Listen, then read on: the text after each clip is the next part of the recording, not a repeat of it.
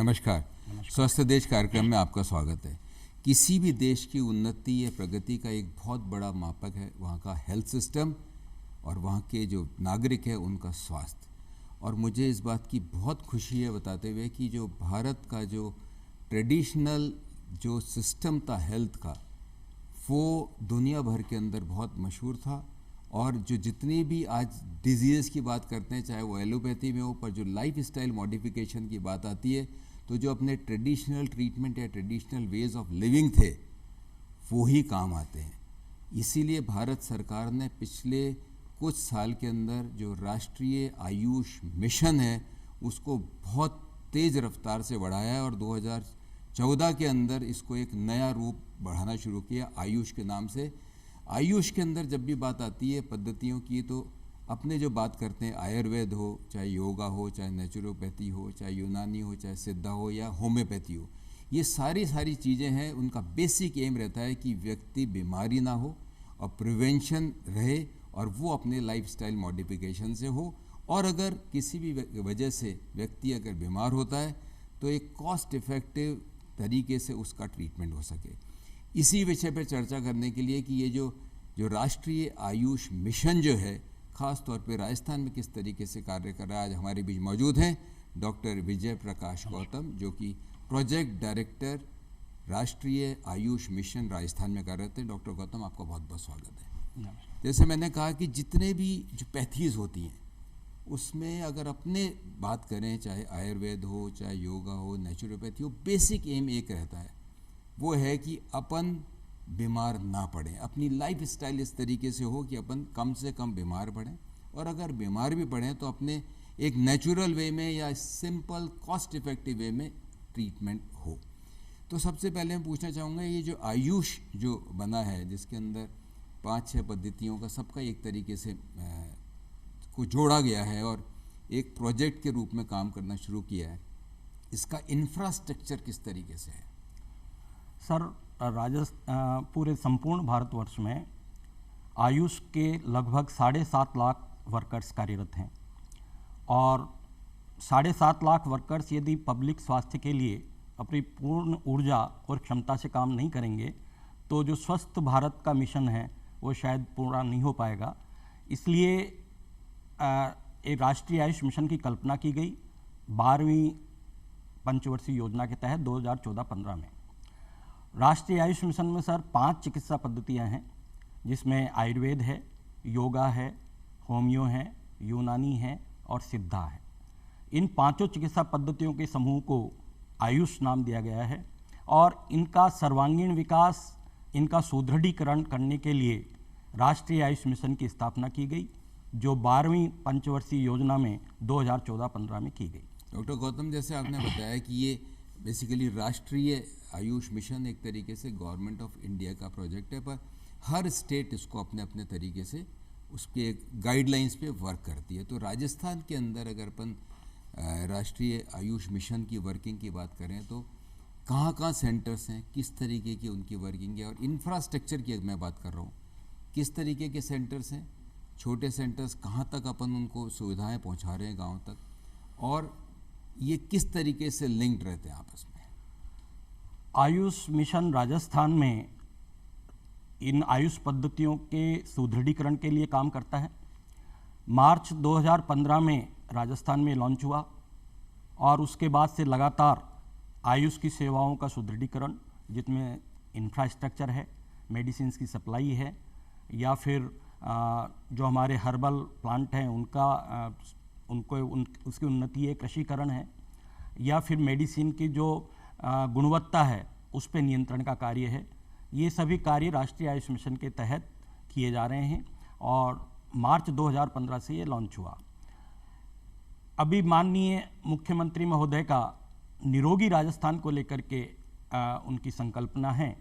निरोगी राजस्थान में यदि हम देखें तो उसके 2 चरण हैं। पहला तो ये है कि हमारी जनता है वो बीमारी न हो, स्वस्थ रहे, स्वस्थ व्यक्ति के स्वास्थ्य की संरक्षा, ये इन पद्धतियों का एक अपना उद्देश्य है।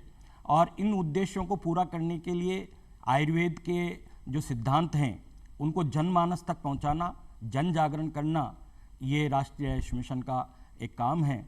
और इसके साथ ही जो हमारी चिकित्सा शिक्षण संस्थाएं हैं, उन चिकित्सा शिक्षण संस्थाओं में भी गुणवत्तापूर्ण शिक्षण प्रदान हो, गुणवत्तापूर्ण शिक्षण हमें मिले, इसके लिए भी राष्ट्रीय आयुष मिशन काम करता है। डॉक्टर गौतम, जैसे आपने बताया कि एक एम ये है कि लोगों को एजुकेट भी करें, ट्रीट भी करें और सेंटर्स में इलाज की सुविधाएं भी उपलब्ध हों।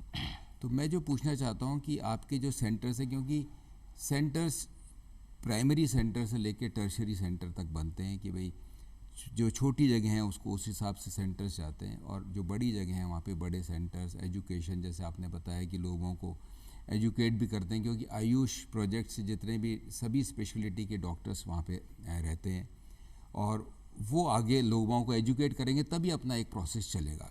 तो ये जो वर्किंग चेंज है, छोटे सेंटर्स कहाँ तक हैं और बड़े सेंटर्स कहाँ कहाँ पे हैं, और ये किस तरीके से लिंक्ड है और क्या क्या फैसिलिटीज़ हैं उन सेंटर्स में? राजस्थान में लगभग 4200 के करीब आयुर्वेद औषधालय हैं, 4200, और कुछ औषधालय ऐसे हैं जो एक छत के नीचे संचालित है। एक छत के नीचे से मतलब है कोलोकेशन है, जहाँ पे एलोपैथी ट्रीटमेंट भी है, वहाँ आयुर्वेद भी है, वहाँ होम्योपैथी भी है, यूनानी भी, वहाँ पे चिकित्सा का लाभ आम जनता को मिलता है। राष्ट्रीय आयुष मिशन के द्वारा इन सभी सेंटर्स पर जो उनकी रिक्वायरमेंट है औषधियों की, उन औषधियों को वहाँ सप्लाई किया जाता है। और आयुष मिशन अपने प्रस्ताव, जितनी भी ये सेंटर्स हैं उनके लिए जितने भी हमारे निदेशक हैं, चाहे वो आयुर्वेद के निदेशक हों, चाहे होम्योपैथी के निदेशक हों, चाहे यूनानी के निदेशक हों, इनसे हम प्रस्ताव लेते हैं कि आपके कितने कितने हॉस्पिटल्स हैं, उन्हें हम औषधियाँ सप्लाई कर सकें। और उन औषधियों का प्रस्ताव को लेकर के हम राजस्थान सरकार के वित्त मंत्रालय से उसका अप्रूवल लेते हैं, और राजस्थान सरकार के अप्रूवल के बाद में हम भारत सरकार को भेजते हैं। और राजस्थान और भारत सरकार का इसमें 60% रेशो है, वहीं राजस्थान सरकार का 40% रेशो है। और हम वो औषधियों के लिए जो हमें बजट मिलता है वो इन निदेशकों के माध्यम से प्रत्येक औषधालय को, डिस्पेंसरीज को प्रेषित किया जाता है। ये जैसे इसमें अगर ट्रीटमेंट की बात करते हैं अपन, तो 3 चीज़ें इंपॉर्टेंट हैं, क्योंकि आयुर्वेद में भी ट्रीटमेंट है। योगा को अपन ज़्यादा प्रिवेंटिव एस्पेक्ट के अंदर लेते हैं, होम्योपैथ 2 ज़्यादा यूज़ के अंदर आती हैं। तो ये जो आयुर्वेदिक जितनी भी दवाइयाँ हैं या होम्योपैथी की दवाइयाँ हैं, ये क्या इन सेंटर्स पे सबको निःशुल्क मिलती है? जी, सभी सेंटर्स पे निःशुल्क औषधियाँ उपलब्ध हैं, वो आम जनता के लिए उपलब्ध है। जो योगा के जैसे पार्ट की बात आती है, तो योगा का एक्चुअली प्रिवेंशन के अंदर ज़्यादा रोल माना जाता है, और बहुत सारे ऐसे योगा सेंटर्स भी चल रहे हैं जो कि चाहे वो प्राइवेट हों या अलग तरीके से हों, वो रोज़ वहाँ पे योगा कराना, या जो नेचुरोपैथी के जो ट्रीटमेंट्स हैं, कई तरीके के लेप या इस तरीके के जो इस्तेमाल किए जाते हैं, आपके जो सेंटर्स हैं उनमें इस तरीके की कितनी सुविधाएं हैं कि लोगों को योगा सिखाया जा रहा है, लोगों को अवेयर किया जा रहा है, या लोगों को एजुकेट कराया जा रहा है कि भाई आप जो कॉस्ट इफ़ेक्टिव अपना जो ट्रेडिशनल ट्रीटमेंट मेथड है, हर एक पैथी का अलग अलग एडवांटेज होता है, इसमें कोई दो राय नहीं है कि एलोपैथी की अलग इम्पोर्टेंस है, आयुर्वेदिक की अलग है, पर ये सभी जैसे आपने बताया कि एक प्लेटफॉर्म पे भी आप कई जगह प्रोवाइड करते हैं, इवन एलोपैथी भी। तो लोगों को ये एजुकेट करने का किस तरीके से आप वर्क करते हैं? अभी आप कह रहे हैं कि योगा को आप किस तरह से कर रहे हैं, तो सर योगा जो पद्धति है, अभी आयुष्मान भारत के तहत राजस्थान में वेलफेयर एंड हेल्थ सेंटर्स खोले गए हैं। इन वेलफेयर एंड हेल्थ सेंटर में जो HWCs हैं, हेल्थ एंड वेलफेयर सेंटर्स हैं, ये भारत के प्रधानमंत्री ने आयुष्मान भारत के तहत 1,25,000 HWCs की घोषणा की थी। उन 1,25,000 HWCs हैं, उनमें 12,500 आयुष सिस्टम को उन्होंने दिया, और उन 12,500 में राजस्थान को 1,300 का लक्ष्य दिया, 1,300 का, और उन 1,300 के लक्ष्यों में हम 2021-22 में 2020-21 में 500, और 2021-22 में हम फिर पुनः 500, और 2022-23 के लिए हमने 1,019 का उन्हें अपना प्रस्ताव भेजा है। इनमें 2021-22 के और 20-21 के जो हमारे 500 सेंटर हैं वो क्रियान्वित हो चुके हैं। इन सेंटर्स पर सर सुबह 6 से 7 बजे हमारे योग के जो मेल और फीमेल दोनों इंस्ट्रक्टर हैं, उन्हें जिनको पूरी तरह से उन्हें प्रशिक्षित किया गया है, और प्रशिक्षित इंस्ट्रक्टर्स हैं, उनके द्वारा सुबह 6 से 7 इन सभी सेंटर्स पर योग क्रिया सभी गांवों में कराया जा रहा है, जहां 500 1000 हमारे वेलनेस सेंटर्स कार्यरत हैं। ये बहुत अच्छी बात आपने बताई कि लोगों को योगा का जो है गांव तक अवेयरनेस के हिसाब से आप पहुंचा रहे हैं। जब भी कोई ट्रीटमेंट या डायग्नोसिस की बात आती है तो उसमें डॉक्यूमेंटेशन इन्वेस्टिगेशन से बहुत ज़रूरी होता है, और आज ज़्यादातर चाहे वो आयुर्वेद इंस्टीट्यूट्स की बात करें तो अपन वहाँ पे डायग्नोस्टिक फैसिलिटीज़ अवेलेबल रहती हैं। अपने यहाँ पे डायग्नोसिस के हिसाब से प्रिवेंशन एजुकेशन तो आपने बताया, जो कि मेन एम या है, ऑब्जेक्टिव ये है कि लोगों को अवेयर करें कि लोग बीमार ही नहीं पड़े अपने लाइफस्टाइल मॉडिफिकेशन से। पर जब भी डायग्नोसिस की बात आती है तो अपने कौन कौन से सेंटर्स हैं जिनके अंदर ये डायग्नोस्टिक टेस्ट सुविधाएं उपलब्ध हैं? सर जब भी टेस्ट की बात आती है कि अपन जब भी कोई भी चीज़ को डायग्नोस करते हैं तो इसकी इन्वेस्टिगेटिव फैसिलिटीज़ आपके सेंटर्स पर रहती है क्या? सर इन्वेस्टिगेशंस की जहाँ बात है, जितनी नॉन कम्युनिकेबल डिजीज़ है, जो गैर संचारी रोग हैं, हम देखेंगे कि एक बहुत बड़ा आंकड़ा जो हमारी डेथ का रेशो है, 71% NCD की वजह से डेथ होती हैं। हाँ। तो सबसे पहले in health and wellness centres पर एक सर्वे का कार्यक्रम किया गया, और उस सर्वे में आंगनबाड़ी कार्यकर्ता, आशा सहयोगिनी और ANM को भी सम्मिलित किया गया, और उन्हें आयुष का प्रशिक्षण, सभी को प्रशिक्षण दे दिया गया है।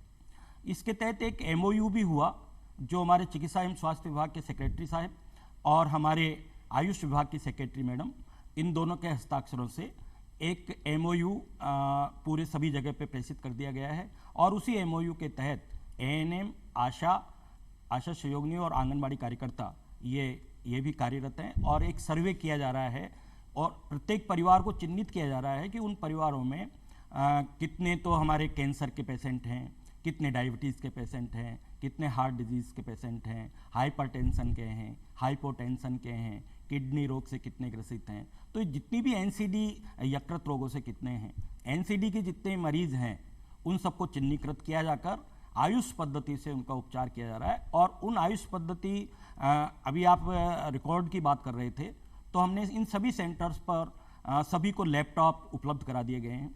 एक पोर्टल के माध्यम से उनसे डेली की रिपोर्टिंग की जाती है, और इस रिपोर्टिंग का मूल्यांकन जो है वो भारत सरकार के लेवल पे भी और राष्ट्रीय आयुष मिशन राजस्थान के लेवल पे भी किया जा रहा है। मतलब आप ये मानते हैं जो अपना हेल्थ सिस्टम जो है, जो अपना हेल्थ डिपार्टमेंट है स्टेट का, वो और आपका जो मिशन राष्ट्रीय आयुष मिशन है, दोनों जॉइंटली वर्क कर रहे हैं, और आप उनको भी ट्रेन कर रहे हैं आयुष पद्धति को लेके, कि जो लोगों को अवेयर करें, लोगों को योगा के बारे में बताएं, या इन पैथीज़ का, क्योंकि हर एक पैथी की अपनी अपनी इम्पोर्टेंस रहती है।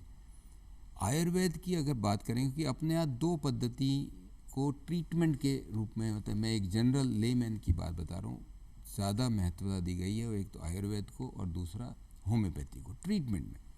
योगा नेचुरोपैथी को ज़्यादा इस्तेमाल नॉर्म, उसी हिसाब से प्रिवेंशन के हिसाब से अपन ज़्यादा, जबकि मैं कहूँ कि जो आयुर्वेद का बेसिक सिद्धांत है वो सारा फूड बेस्ड है, खाने से ज़्यादातर बीमारियों को लिंक। पहले तो मैं एक चीज़ पूछना चाहूँगा कि क्योंकि जब भी बात आती है तो बहुत सारी बीमारियों को लिंक फूड या फूड हैबिट से किया जाता है, इसमें कितनी सत्यता है? और दूसरी चीज़, क्योंकि आप आयुर्वेद के खुद स्पेशलिस्ट भी हैं, डॉक्टर भी हैं, तो इसके अंदर डाइटरी हैबिट्स एक नॉर्मल क्या रहनी चाहिए जिससे आदमी बीमार ही नहीं पड़े? सर आयुर्वेद में बहुत सारे प्रिंसिपल्स को इसमें ध्यान में रखा गया है कि हम बीमारी न हो, हम हमारे स्वस्थ व्यक्ति के स्वास्थ्य की रक्षा कैसे करें, ये एक महत्वपूर्ण हमारा उद्देश्य है, और जिसे आप प्रिवेंटिव भी कह सकते हैं। तो स्वस्थ व्यक्ति के स्वास्थ्य की रक्षा के लिए हमें शुरू से ही, जैसे हमारी दिनचर्या क्या हो, हम कितने बजे उठें, उठने के बाद हमें क्या करना है, हमें नाश्ता कैसे लेना है, हमें दंत धावन यानी मुंह की जो हमारी ओरल हाइजीन है उसको कैसे उपयोग में लेना है। इसके बाद में हमारा जो आप आहार की बात कर रहे हैं, आहार पे हमारा कैसा फोकस रहना चाहिए, और उसके बाद व्यायाम हम कैसा करें, हमारा एक और बात है सर कि आजकल जो एनसीडी को हम यदि देखें तो उसमें शारीरिक स्वास्थ्य के साथ साथ मानसिक रोगों का भी जो हमारी स्ट्रेस बढ़ गई है, अनिद्रा की स्थिति है, अवसाद की स्थिति है, डिप्रेशन में हम आते जा रहे हैं, उनकी वजह से भी बहुत सारी बीमारियां पनप रही है। तो आयुर्वेद में मानसिक रोगों के लिए भी, यानी जो हमारा टोटल स्वास्थ्य है, समग्र स्वास्थ्य है, जिसमें हमारा चाहे फिजिकल स्वास्थ्य हो, मेंटल स्वास्थ्य हो, चाहे हमारा स्पिरिचुअल स्वास्थ्य हो, तो इन सभी स्वास्थ्यों को ध्यान में रखते हुए जो है काम में लेते हैं। मानसिक रोगों के लिए भी अब आप देखिए कि जो अनिद्रा की स्थिति है, आजकल के हमारे युवा वर्ग है वो अपने कैरियर को लेकर के इतने चिंतित हैं कि न उन्हें दिनचर्या का पता ही नहीं है, कब हमें सोना है, कब हमें जगना है। अब जगने की जब बात आती है तो ब्राह्म मुहूर्ते उत्तिष्ठेत, ब्राह्म मुहूर्त में उत्तिष्ठ यानी जागने का एक सिद्धांत है। और ब्राह्म मुहूर्त में हम जब अपने बिस्तर का त्याग करते हैं तो उसके बहुत सारे एडवांटेज हैं। एक पहला एडवांटेज तो यही कि आपकी जो दिनचर्या शुरू होगी वो 2 घंटे पहले जल्दी शुरू, दिन बड़ा मिल गया आपको। दिन बड़ा मिल गया। इसके अलावा आपको स्वास्थ्य की दृष्टि से देखें तो आपको उस समय का जो ऑक्सीजन का लेवल है वो काफ़ी बढ़ा हुआ रहता है, आपको शुद्ध प्राणवायु मिलती है, शुद्ध ऑक्सीजन मिलती है। आप जो है अपना मल त्याग के लिए जाते हैं, आप दंत धावन करते हैं, आप प्रतिदिन अगर दंत धावन करते हैं, मुंह को साफ करते हैं, तो काफ़ी सारी बीमारियां जो हमारे मुंह से जाती हैं अंदर, वो वहीं पर उनका शमन हो जाता है। इसी तरह से एक छोटा सा सिद्धांत है कि हम जो है नश्य एक क्रिया होती है सर, नश्य का मतलब होता है नाक के अंदर कुछ दवाइयाँ डालते हैं। अब ये जैसे एलर्जी, अब ये दशहरा दीपावली का टाइम चल रहा है, अस्थमेटिक पेशेंट बहुत होते हैं क्योंकि डस्ट जो है वो उड़ती है। तो डस्ट से बचने के लिए या पराग कणों से अंदर नहीं जा करके, कई लोग जो है बहुत लंबे समय तक जुकाम के प्रतिशाय के पेशेंट रहते हैं, तो उनको बचने के लिए हमारे एक सीधा सा एक प्रिंसिपल है कि आप जो है नाक में 2-3 ड्रॉप डेली सरसों के तेल के डाल लो। तो क्या होता है कि न तो पराग के कण ऊपर जा पाएंगे, न धूल के कण ऊपर जाएंगे, न जा पाएंगे, और आप कोल्ड से, आप एलर्जी से आप बचेंगे। तो ये इस तरह की छोटी छोटी बातें हैं। आहार की बात है कि हमें, जैसे हमें प्रातःकाल का जो नाश्ता है वो काफ़ी रिच लेना चाहिए। हमारा सुबह का जो लंच है, मध्याह्न का भोजन है, वो भी अच्छा होना चाहिए। लेकिन सायंकालीन भोजन जो है, सायंकाल का भोजन हमें या तो सूर्यास्त से 2 घंटे पहले ले लें, या बिल्कुल नहीं लें तो वो भी चलता है। उस समय आप लिक्विड डाइट लेकर के भी अपना काम ले सकते हैं। भोजन में भी सर एक नियम है कि जैसे आपने अपने कुक्षी यानी पेट के 4 भाग बना लिए। हमारा ये जो आयुर्वेद का पूरा सिद्धांत तो वो वात पित्त कफ त्रिदोष पे चलता है। तो हम ये कहते हैं कि आप 2 भाग जो है वो भोजन करें, 1 भाग वायु के संचरण के लिए करें और 1 भाग खाली रखें। यानी अपने 4 भाग, पेट के 4 भाग बनाएं, आधा ही भोजन तो उससे आप स्वस्थ रहेंगे। और स्वस्थ रहने के साथ साथ में अभी आप देखेंगे कि एनसीडी में मेदो रोग जो है, ओबेसिटी है, ये मूल कारण है, डायबिटीज़ का है, हृदय रोग का मूल कारण है, और भी बहुत सारी बीमारियां ओबेसिटी से या मेदो रोग से होती हैं, उनसे भी आप बचे रहेंगे। स्वस्थ आहार, स्वस्थ भोजन आपके स्वास्थ्य के लिए बहुत ही अनुकूल रहता है। डॉक्टर गौतम, 2 पद्धतियों के बारे में और पूछना चाहूँगा। एक सिद्धा क्या चीज़ है और एक यूनानी क्या चीज़ है, क्योंकि आयुर्वेद, लोगों को आयुर्वेद से बिल्कुल लोग कन्विंस्ड हैं और रेगुलर बेसिस पे लोग ट्रीटमेंट भी लेते हैं बीमारियों का। होम्योपैथी हर एक को पता है। सिद्धा और यूनानी में किस तरीके से ट्रीटमेंट किया जाता है और क्या क्या मेन उनके प्रिंसिपल्स हैं? सर, यूनानी जो चिकित्सा पद्धति है वो मूलतः आयुर्वेद का ही एक रूपांतरण है। आयुर्वेद का ही रूपांतरण है। जितने भी हमारे प्रिंसिपल हैं वो वात पित्त कफ और एक रक्त बिल्कुल सेम है। उनके नामों में थोड़ा सा उर्दू का थोड़ा समावेश है। सिद्धा क्या चीज़ है? सिद्धा एक रिग्मा थेरेपी है, वो राजस्थान में या इधर नहीं है, अभी केवल तमिलनाडु में ही इसका प्रचलन है और अभी राजस्थान में इसका प्रचलन है नहीं। बेसिक प्रिंसिपल कोई सिद्धा का ऐसा कोई अभी कोई, क्योंकि मैंने आपको जैसे बताया कि जो इम्पोर्टेंट जो पैथीज हैं ट्रीटमेंट की अगर अपन बात करें तो वो 2 पैथी ज़्यादा अपने फोकस्ड हैं, जो कि आयुर्वेद एंड होम्योपैथ। अब आयुर्वेद की अगर अपन बात करते हैं तो आयुर्वेद का जो प्रिंसिपल है उसके अंदर 2-3 चीज़ों को मेन माना जाता है। अगर मैं डाइट की बात करूं तो हल्दी और आंवला, जी सर। ये लोगों को लगता है, और लोगों को लगता है कि अगर रोज़ एक आंवला खाओ या बादाम खाओ या हल्दी का ज़्यादा या तुलसा जी, मतलब ये सब चीज़ों को एक वो मान के चलते हैं कि ये लेंगे तो अपनी इम्यूनिटी स्ट्रांग रहेगी या अपनी इम्यून पावर बढ़ेगी।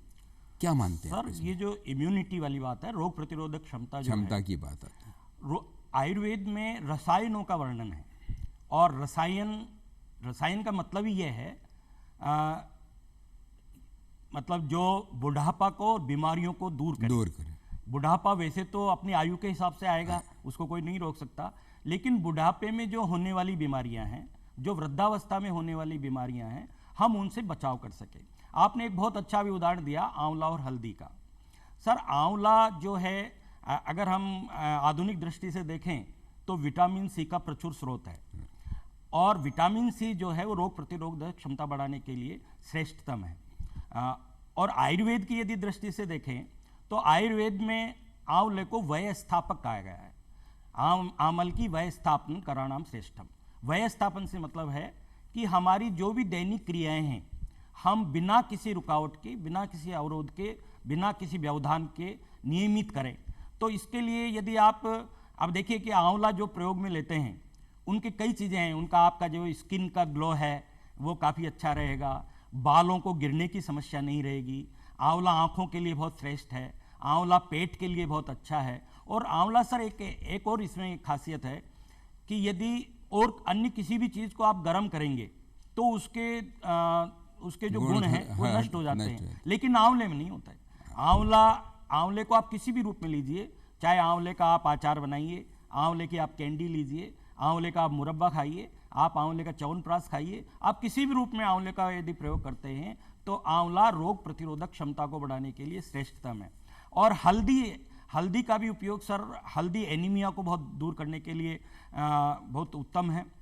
और आंवले का यदि आपने 15 से 20 ml आंवले का रस सुबह सुबह लिया और उसमें आधा चम्मच हल्दी का डाल दिया, तो ये डायबिटीज को रोकने के लिए श्रेष्ठतम है।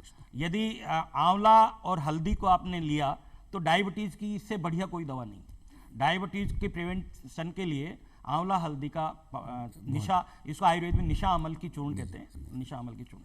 ये क्योंकि आपका जो मिशन है उसके अंदर आपने बताया कि ट्रीटमेंट और सारी चीज़ें उपलब्ध होती हैं, बेसिक जो एम्स ऑब्जेक्टिव्स चल रहे हैं, ये क्या सोच के चल रहे हैं? लोगों को प्रिवेंशन एक बहुत इम्पॉर्टेंट पार्ट है, एंड कॉस्ट इफ़ेक्टिविटी भी बहुत है, क्योंकि जो बाकी एलोपैथी की अगर मैं बात करता हूँ तो एक बड़ा कॉस्टली अफेयर है। हालांकि अपन को खुशी है कि अपने प्रदेश के अंदर निःशुल्क इलाज भी उपलब्ध है एलोपैथी में भी।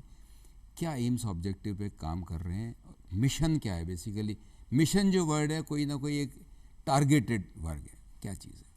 सर, राष्ट्रीय आयुष मिशन में जैसा मैंने आपको पहले जानकारी दी कि जो आयुष पद्धतियां हैं उन पद्धतियों का सुदृढ़ीकरण, और सुदृढ़ीकरण में जैसे आपका इंफ्रास्ट्रक्चर है, इंफ्रास्ट्रक्चर में आपके भवन निर्माण हैं, आपके वहाँ पे चेयर्स की व्यवस्था है, फर्नीचर का, उपकरण का, जो साधनों का जो अभाव है आयुष में आज तक, उनको दूर करना है। अभी मैं आपको जानकारी दूं कि लगभग 570 के करीब हमने आयुष के भवन बनाने के लिए स्वीकृत किए, राजस्थान सरकार और भारत सरकार दोनों ने मिलकर के। उनमें से 532 के करीब हमारे आयुष के भवन आयुष मिशन के माध्यम से बन चुके हैं। बहुत ही इम्पोर्टेंट बात डॉक्टर गौतम ने कही कि जो आयुष मिशन है उसका बेसिक एम ये है कि जो अपनी ट्रेडिशनल ट्रीटमेंट के तरीका था, चाहे आयुर्वेद हो, जैसे उसके आयुष के अंदर आते हैं, यूनानी हो, सिद्धा हो, होम्योपैथी हो, नेचुरोपैथी, योगा, जितनी भी चीज़ें हैं वो थी, पर उनको एक तरीके से नए आयाम देके उसको प्रेजेंट करा गया है, आप तक पहुंचाया गया है सारी सुविधाएं, जिससे दूर गांव में भी अगर कोई व्यक्ति है वो सेंटर पे जाके सीख भी सकता है, समझ भी सकता है और इसका लाभ भी ले सकता है, ट्रीटमेंट के हिसाब से भी और प्रिवेंशन के हिसाब से भी। और एक बहुत बड़ी बात कही कि सारी पैथियों का जो ट्रीटमेंट है वो जॉइंटली करना गवर्नमेंट का एम है कि सारी पद्धति में जिसमें भी जो चीज़ का फ़ायदा हो उससे इलाज लें। डॉक्टर गौतम आप आए और इतनी महत्वपूर्ण जानकारी दी, इसके लिए धन्यवाद। नमस्कार। नमस्कार।